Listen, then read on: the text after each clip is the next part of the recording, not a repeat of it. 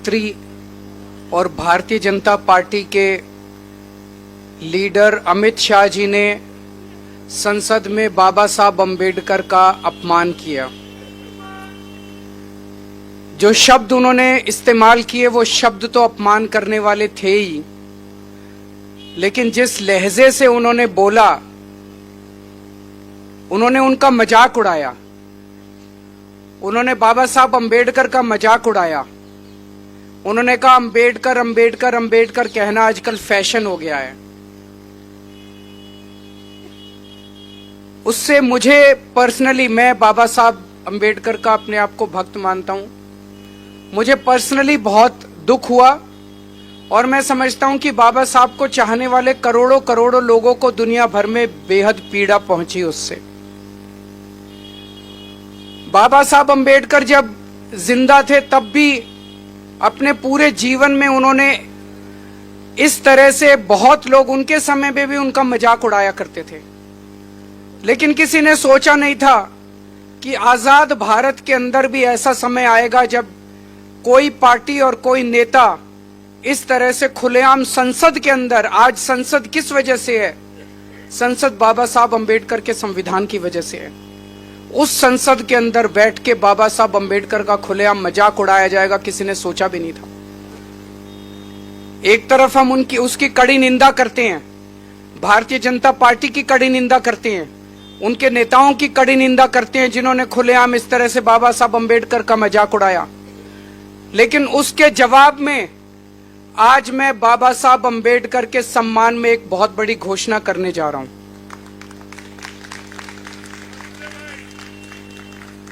बाबा साहब अम्बेडकर ने सबसे ज्यादा तवज्जो दी थी शिक्षा को।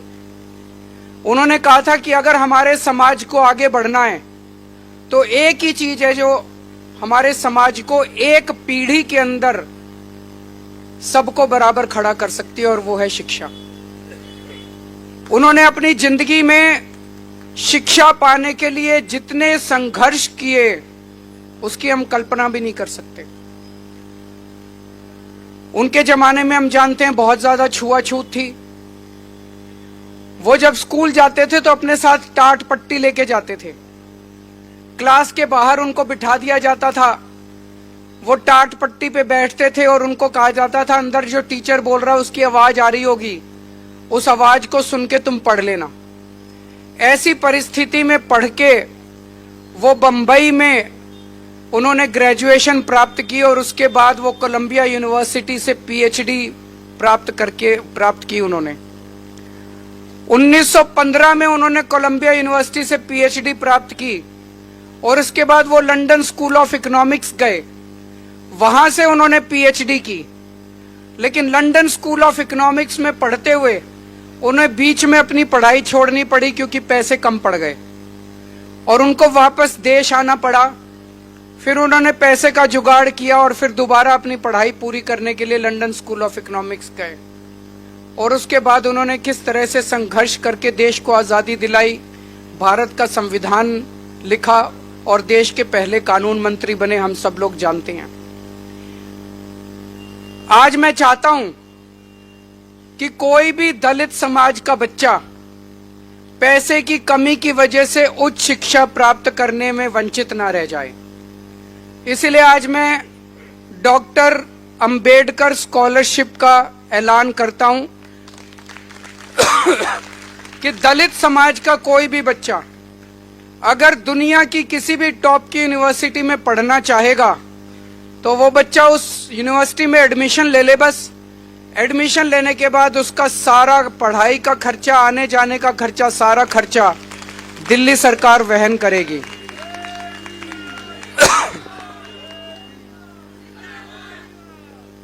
जिस तरह से बाबा साहब अम्बेडकर ने विदेशों में पढ़ाई करके एक नहीं दो डबल पीएचडी करी, दो डॉक्टरेट हासिल की और उन यूनिवर्सिटी से की, कोलंबिया यूनिवर्सिटी और लंदन स्कूल ऑफ इकोनॉमिक्स, जिसमें आज की डेट में भी एडमिशन लेना भी बड़ा मुश्किल है और उनको पैसे की किल्लत हुई। लेकिन आज हम आजाद भारत में सांस ले रहे हैं। आजाद भारत में किसी बच्चे को फॉरेन यूनिवर्सिटी में पढ़ने की दिक्कत नहीं होनी चाहिए। इसलिए आज मैं पूरे दलित समाज के लिए ये घोषणा कर रहा हूं डॉक्टर अंबेडकर स्कॉलरशिप की, कि किसी भी बच्चे को विदेश में आप बाबा साहब अम्बेडकर के बताए हुए पदचिन्हों पे चलिए, उनके बताए हुए उनके जीवन में उन्होंने जो कुछ हासिल किया वो हासिल करने की कोशिश कीजिए, आपका साथ हम देंगे। कुछ लोगों का प्रश्न था कि सरकारी कर्मचारी जो दलित समाज के लोग सरकार में हैं, क्या सरकारी अफसरों के ऊपर भी ये योजना लागू होगी? जी हाँ, लागू होगी, क्योंकि मैं नहीं समझता कि कोई सरकारी कर्मचारी भी जो ईमानदारी से काम करते हैं वो भी अपने बच्चों को विदेशों में बिना स्कॉलरशिप के पढ़ाने की हैसियत रखते हैं, उन पे भी ये योजना लागू होगी। तो उन्होंने जो भारतीय जनता पार्टी ने और अमित शाह जी ने उनका मजाक उड़ाया, उसका जवाब आज हम इस योजना से पूरे दलित समाज के लिए दे रहे हैं। बहुत बहुत शुक्रिया। जय जय जय जय जय भीम, जय जय जय जय जय भीम। मेरे सभी साथियों को मेरा नमस्कार, सबको मेरा प्रणाम। दोस्तों, अभी 3 दिन पहले हमने देखा कि किस तरह से संसद के अंदर देश के गृह मंत्री और भारतीय जनता पार्टी के लीडर अमित शाह जी ने संसद में बाबा साहब अम्बेडकर का अपमान किया। जो शब्द उन्होंने इस्तेमाल किए वो शब्द तो अपमान करने वाले थे ही, लेकिन जिस लहजे से उन्होंने बोला, उन्होंने उनका मजाक उड़ाया। उन्होंने बाबा साहब अम्बेडकर का मजाक उड़ाया। उन्होंने कहा अम्बेडकर अम्बेडकर अम्बेडकर कहना आजकल फैशन हो गया है। उससे मुझे पर्सनली, मैं बाबा साहब अम्बेडकर का अपने आप को भक्त मानता हूं, मुझे पर्सनली बहुत दुख हुआ और मैं समझता हूं कि बाबा साहब को चाहने वाले करोड़ों करोड़ों लोगों को दुनिया भर में बेहद पीड़ा पहुंची उससे। बाबा साहब अम्बेडकर जब जिंदा थे तब भी अपने पूरे जीवन में उन्होंने इस तरह से बहुत लोग उनके समय में भी उनका मजाक उड़ाया करते थे, लेकिन किसी ने सोचा नहीं था कि आजाद भारत के अंदर भी ऐसा समय आएगा जब कोई पार्टी और कोई नेता इस तरह से खुलेआम संसद के अंदर, आज संसद किस वजह से है? संसद बाबा साहब अम्बेडकर के संविधान की वजह से है। उस संसद के अंदर बैठ के बाबा साहब अम्बेडकर का खुलेआम मजाक उड़ाया जाएगा, किसी ने सोचा भी नहीं था।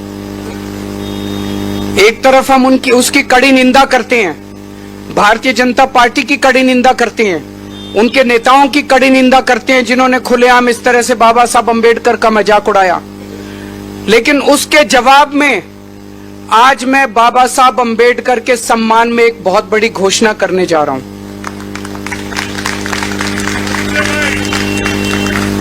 बाबा साहब अम्बेडकर ने सबसे ज्यादा तवज्जो दी थी शिक्षा को।